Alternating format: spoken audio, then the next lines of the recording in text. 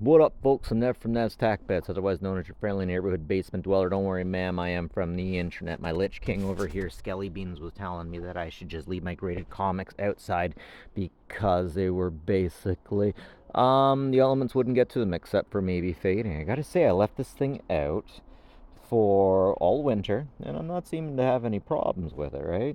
And I got my Lich King over there, and over here taking a look at it, guarding it. You gotta make sure you're careful what kind of liches you use. I'm starting to think that these things are like, all-weather submersible or something. They float. And when you're down here, you will float too, said. Yep. Yep. Oh, whoa, wait. Oh. Not submersible. Not submersible. We got some water in there. That's interesting. Okay, so this thing has lasted through the winter. And not gotten anything into it until I submerged it, and then you can see, yeah, through the submersion, it can get in.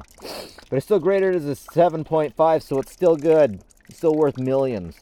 Buddha would say that physical items are meaningless, and riches are meaningless. But also, no one ever went broke investing solitarily into the S&P 500. I think I'll leave this rich, valuable, and expensive comic out here with Jesus. Enjoy, Jesus.